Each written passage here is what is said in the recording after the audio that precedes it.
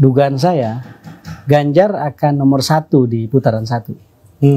Tapi presiden kita adalah runner up-nya. Kalau runner up-nya Prabowo lah presiden kita. Kalau runner up-nya Anies lah presiden kita.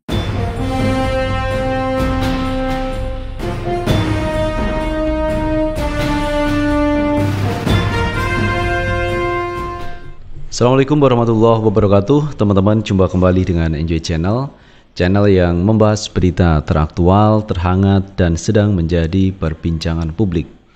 Sahabat Enjoy Channel, kali ini yang akan kita bahas yaitu mengenai dukungan Prabowo Subianto dari beberapa partai politik, termasuk di dalamnya Golkar dan PAN. Jadi Golkar dan PAN sudah menyatakan dukungannya kepada Pak Prabowo Subianto. Namun sampai hari ini Pak Prabowo juga belum menyebut nama cawapresnya. Karena ini ada 5 partai politik yang bergabung mendukung Prabowo, yaitu Gerindra, kemudian PKB, setelah itu Golkar, PAN, dan PBB. 5 partai politik mendukung Prabowo Subianto. Sementara itu Pak Prabowo belum menyatakan sikapnya siapa cawapresnya. Karena beberapa partai politik gabung untuk mendukung Prabowo tentu punya target tertentu, misalkan ingin menjadi cawapres dari Prabowo Subianto, atau mungkin ingin menaikkan elektabilitas partainya, atau mungkin kalau Pak Prabowo menjadi presiden nanti menjadi menterinya. Jadi ada target-target tertentu yang ingin dicapai oleh partai-partai politik sehingga dia mendukung salah satu calon presiden, termasuk kepada Pak Prabowo Subianto sendiri. Nah teman-teman, terkait masuknya Golkar dan PAN ini mendapat tanggapan yang cukup baik teman dari pesaingnya, yaitu dari Partai Nasdem, yaitu Pak Surya Paloh. Nah berikut teman-teman pandangan Pak Surya Paloh ketika PAN dan Golkar ini bergabung di Pak Prabowo Subianto. Kita baca beritanya teman dari Detik News.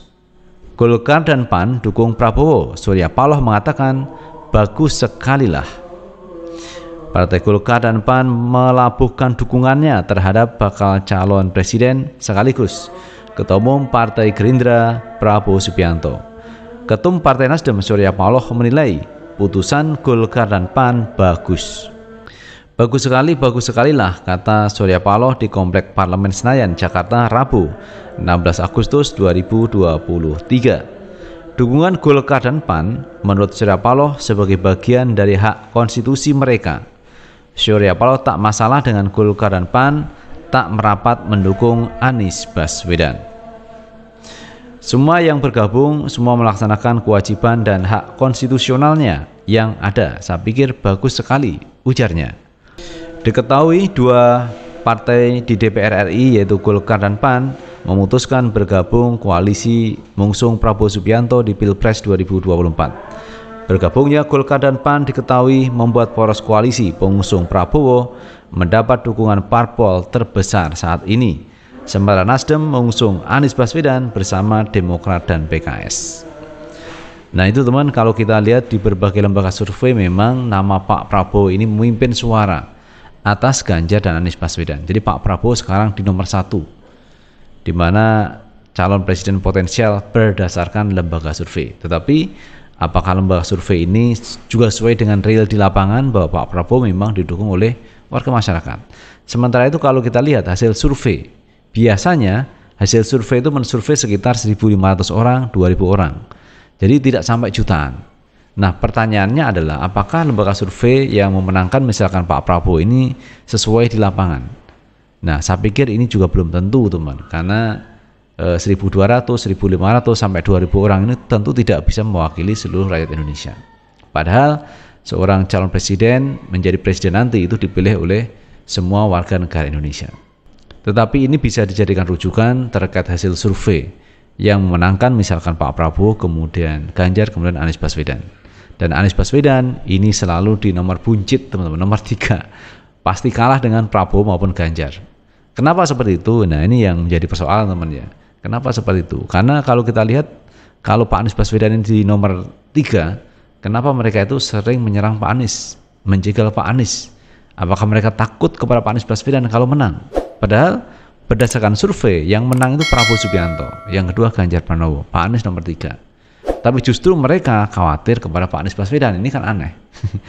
Nah, berarti ada sesuatu yang membuat Pak Anies ini dikhawatirkan. Misalkan sebenarnya dalam survei tersebut Anies lah yang memimpin, bukan Prabowo, misalkan seperti itu. Tetapi semua kita tidak tahu apa yang terjadi. Yang pasti berdasarkan banyak survei, Prabowo di nomor 1, kemudian Ganjar nomor 2, dan ketiga Pak Anies Baswedan. Namun demikian teman-teman, kalau kita lihat berdasarkan koalisi Pak Prabowo Subianto, ada PAN dan Golkar. Kalau saya melihat PAN ini menjadi rapuh teman-teman dengan Pak Amin Rais mendirikan partai baru yaitu Partai Umat. Karena sebagian mereka mendukung PAN itu karena ketokohan seseorang, misalkan Pak Amin Rais. Nah, ketika Pak Amin Rais keluar dari PAN dan membuat partai baru, nah kemungkinan besar yang mendukung PAN itu akan berbondong-bondong ke Partai Umat. Sehingga partai PAN itu temannya, kalau kita melihat kalkulasinya, bisa jadi nanti mendapat suara kecil dibandingkan dengan Partai Umat. Karena kalau kita lihat selama ini PAN ini selalu ikut ke pemerintahan Jokowi. Artinya mendekat ke pemerintahan Pak Jokowi. Ini sangat berbeda dengan Pak Amin Rais yang bertolak belakang dengan Pak Jokowi, sering mengkritisi Pak Jokowi. Nah, itulah teman-teman bedanya antara PAN dan Partai Umat. Sehingga menurut saya nanti akan banyak orang yang berbondong-bondong menuju Partai Umat dan meninggalkan Partai Amanat Nasional.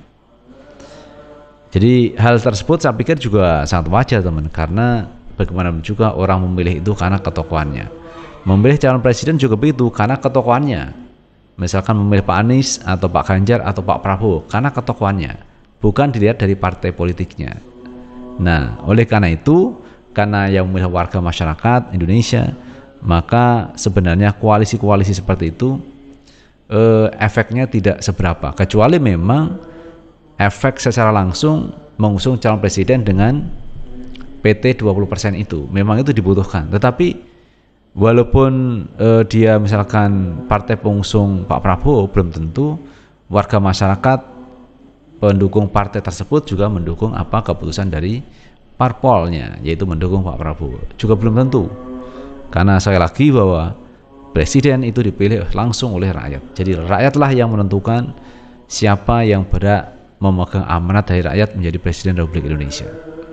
Jadi kita tinggal tunggu saja teman ya, bulan Februari terkait pemilu yang akan digelar di 2024 yang akan datang.